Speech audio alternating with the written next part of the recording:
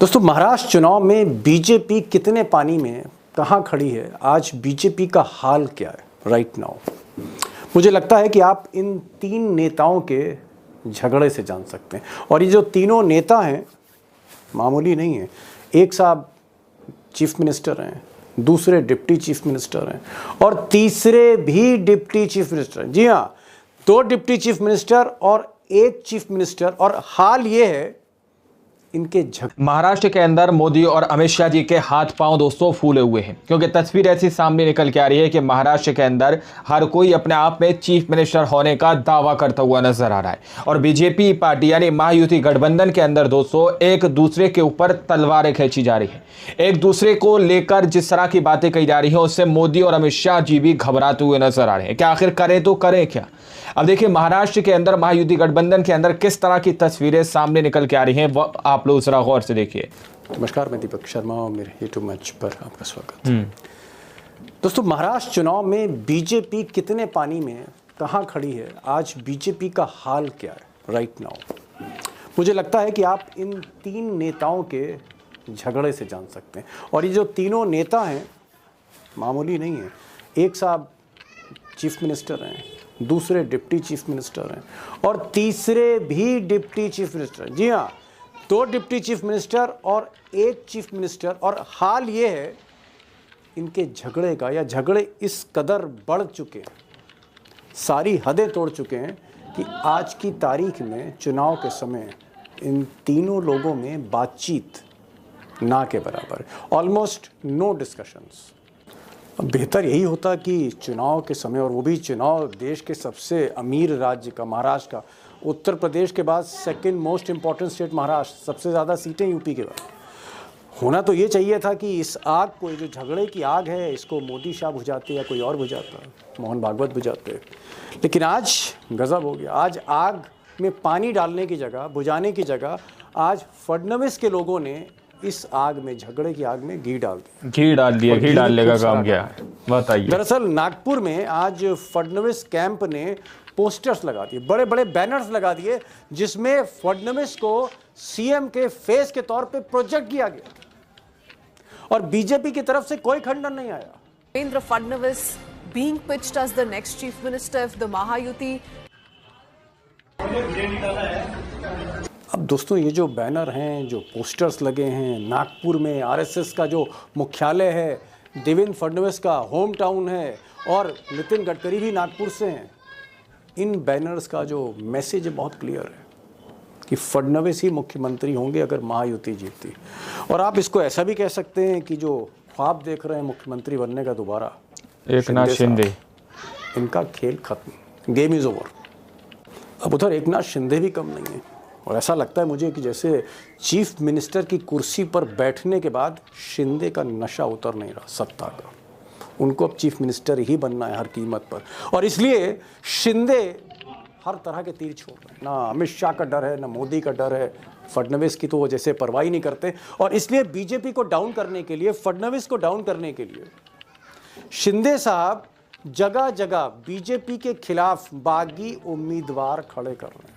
मिसाल के तौर पर माहिम सीट देख लीजिए। माहिम बड़ी इंपॉर्टेंट सीट है मुंबई की। माहिम का नाम तो सुना होगा आपको। माहिम से राज ठाकरे, एमएनएस के नेता राज ठाकरे, बाला साहब के भतीजे, इनका बेटा जो है अमित ठाकरे चुनाव लड़ रहा है। और देवेंद्र फडणवीस ने कहा कि भाई चाहे कुछ हो, महायुति में राज ठाकरे साहब हों या ना हो, एनडीए में हो या ना हो, लेकिन साहब के भतीजे हैं, हिंदुत्व के फेस हैं, तो हम इनके साथ हैं।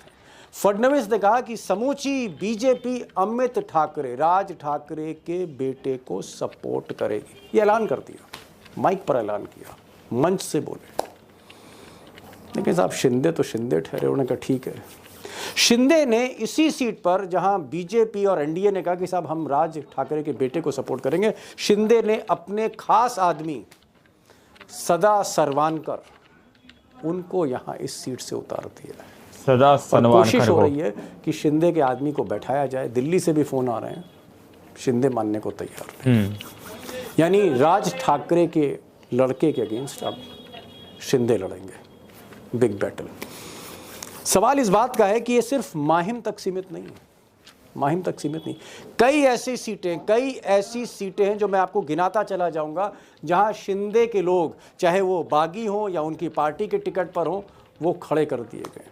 यानी कहीं ना कहीं जिस डाल पे बीजेपी बैठी है, अजीत पवार बैठे हैं, उस डाल को तो नहीं, लेकिन डाल के कई हिस्सों पे आरी चल रही है, और वो आरी शिंदे के लोग चला रहे हैं। ये आलम है। सबसे बड़ी चीज़, जो सबसे बड़ी बात है वो ये है कि इस झगड़े में जो घर में आग लगी हुई है, घर के चिराग से, इस आग को बुझाने में ऐसा लगता है कि अमित शाह इंटरेस्टेड नहीं है, मोदी जी इंटरेस्टेड नहीं है। तो क्या अमित शाह खुद चाहते हैं कि शिंदे को किनारे कर दिया जाए? मोदी खुद चाहते हैं शिंदे को किनारे कर दिया जाए? क्या शिंदे से अब मतलब निकल चुका है?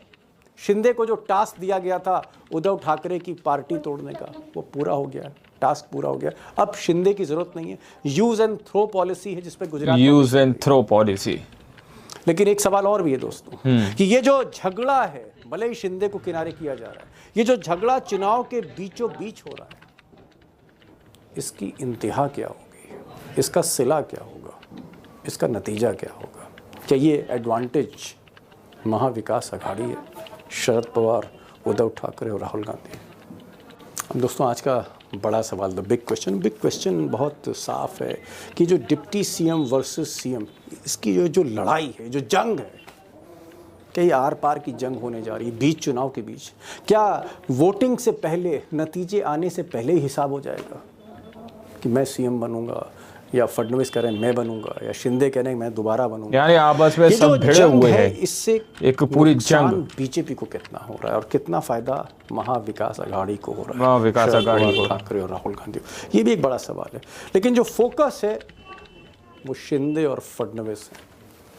ये लड़ाई छोटी नहीं है दोस्तों, ये लड़ाई इस चुनाव में बहुत भारी पड़ने वाली है। दो खास मेहमान हैं, मुंबई से मैंने इनवाइट किया है सुधीर सूर्यवंशी को, जो इस लड़ाई को बहुत बारीकी से देख रहे हैं और एक पर्सपेक्टिव जानने के लिए, एक सेकंड ओपिनियन जानने के लिए कि दूसरी राय क्या है, आम राय क्या है, उमाकांत लखेड़ा साहब को भी मैंने बुलाया कि ज़रा इसको एसेस करिए कि झगड़ा कहाँ ख़त्म होगा, नुकसान किसको हो रहा है, फ़ायदा किसको हो रहा है। सुधीर जी, अब तो पोस्टर भी बाहर आ गए।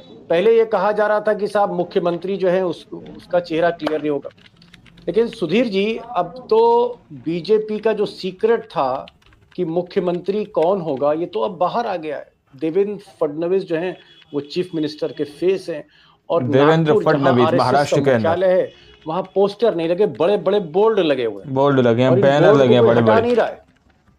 ये बोर्ड की चर्चा हो रही है और कोई खंडन नहीं आ रहा है। साफ तौर पे लिखा गया है कि देवेंद्र फडणवीस मुख्यमंत्री बनकर आ रहे हैं। यानी मुख्यमंत्री वो बने ना बने, लेकिन क्या आपको लगता है कि एकनाथ शिंदे का चैप्टर, किताब खत्म, गेम ओवर, एकनाथ शिंदे का, वो रेस से बाहर हो गए, चैप्टर क्लोज करने की कोशिश की जा रही है? आपको बधाई देना चाहता हूँ। आपको याद होगा कुछ दिन पहले हमने शो किया था कि देवेंद्र फडणवीस को आरएसएस का एक बड़ा सेक्शन है उनको बैकिंग कर रहा है, और उनको वापस देवेंद्र फडणवीस महाराष्ट्र सीएम के तौर पर उनको देखना चाहते हैं। इसलिए एकनाथ शिंदे का नाम महाराष्ट्र के सीएम के तौर पर डिक्लेयर किया नहीं गया, उनका फेस प्रोजेक्ट किया नहीं गया। नाउ ये पोस्टर के वजह से cat is out of the bag, अभी चीजें बाहर खुल के आ गई है। जो पोस्टर पे जो लिखा है उसका जो अपने हिंदी के दर्शक है उनके लिए मैं कहना चाहता हूँ कि इंतजार की घड़ी खत्म होगी। जो 2.5 साल 5 साल से देवेंद्र फडणवीस महाराष्ट्र के मुख्यमंत्री वापस आना चाहते थे, उनकी 2014 की विधानसभा इलेक्शन में एक टैगलाइन थी, मी पुन्हा येनार, I will come back again. जब विधानसभा में उन्होंने स्पीच दिया था, उस स्पीच में उन्होंने कहा था कि मैं वापस आऊंगा। उसके बाद में वो स्पीच इतना पॉपुलर हो गया, तो एक बात क्लियर है कि आने वाले मुख्यमंत्री की जो रेस है महाराष्ट्र में वो बिल्कुल ओपन है। उसमें देवेंद्र फडणवीस, उनके पार्टी सबसे ज्यादा आज की तारीख में जो मेन पार्टीज है 150 के ऊपर सीटें लड़नी जा रही है। बाकी जो पार्टी है 5 पार्टी वो सब कम सीट लड़ रही है, तो उनकी दावेदारी मुझे लगता है कि बहुत ही मजबूत है।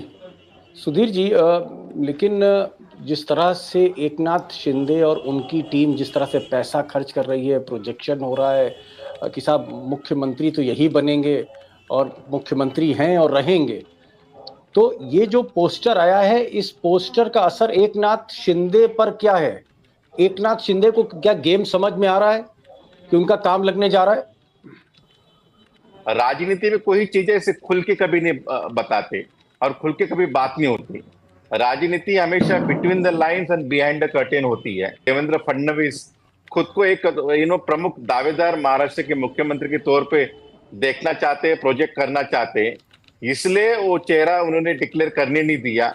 इसलिए एकनाथ शिंदे जो 100 से ऊपर सीट मांग रहे थे, उनको बिल्कुल सीट दिए नहीं गए, उनको लगभग 80 तक सीट दी गए और अजित पवार को 50-55 सीट दिए गए।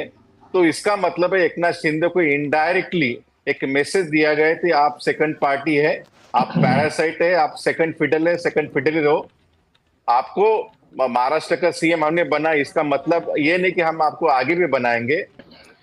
एकनाथ शिंदे ये सीधे तौर पर बात कही जा रही है कि जरूरी नहीं एकनाथ शिंदे को और आगे का जो है चीफ मिनिस्टर बनाया जाए। उनको आना पड़ेगा, मुख्यमंत्री बनने का चांस, जीते तो भी नहीं बनेंगे, हारेंगे तो बनेंगे ही नहीं, सवाल ही नहीं उठता है। लखेड़ा साहब, क्या आपको लगता है कि मोदी और शाह एकनाथ शिंदे को फिर से तरजीह देंगे या मोदी अपनी पार्टी के आदमी को चीफ मिनिस्टर बनाएगा? मोदी एकनाथ शिंदे के जरिए राज करेंगे अगर सरकार बनती महायुति की, या फिर फडणवीस ही हैं? देखिए, एकनाथ शिंदे तो आप लोगों ने इस वीडियो को शुरू से आखिर तक देखा। वीडियो के अंदर साफ तौर पर बताया गया कि किस तरह से एकनाथ शिंदे हर तरीके की, हर संभव और मुमकिन कोशिश कर रहे हैं कि वो सत्ता के अंदर दोबारा सीएम के चेहरे पर उभरें और सत्ता के अंदर वो काबिज हो जाए, यानी दोबारा से चीफ मिनिस्टर बनने के लिए एकनाथ शिंदे हर तरीके की मुमकिन कोशिश कर रहे हैं। लेकिन दूसरी ओर फडणवीस के जो है चेहरे, बड़े बड़े बैनर, बड़े बड़े पोस्टर जो है लगा दिए गए। नागपुर के अंदर आरएसएस का जो मुख्यालय है वहां पर भी इस तरह की तस्वीरें, इस तरह के पोस्टर्स लगाए गए हैं। उसके बाद से जो है दोस्तों एकनाथ शिंदे भड़के हुए हैं, क्योंकि एकनाथ शिंदे किसी भी तरह से हर मुमकिन कोशिश को हर संभव तरीके से जो है सत्ता में हासिल, सत्ता को करना चाहते हैं और सत्ता में काबिज होना चाहते हैं। लेकिन आप लोग जरा गौर से देखिए, यहाँ पर समझने वाली बात यह है कि इतना कुछ महायुति गठबंधन के अंदर हो रहा है, वहाँ पर मोदी जी की बीजेपी सरकार जो है गठबंधन के अंदर है इस वक्त, लेकिन बावजूद इसके फिर भी मोदी और अमित शाह के हाथ से ये पूरा मामला निकलता हुआ नजर आ रहा है। वो लोग चाहकर भी कुछ नहीं कर पा रहे कि आखिर करें तो करें क्या दोस्तों। तो ये तस्वीरें महाराष्ट्र के अंदर की। बाकी आप लोग क्या सोचते हैं अपनी राय कमेंट सेक्शन में जरूर दीजिएगा। अगली वीडियो में, जब तक के लिए जय हिंद, जय भारत।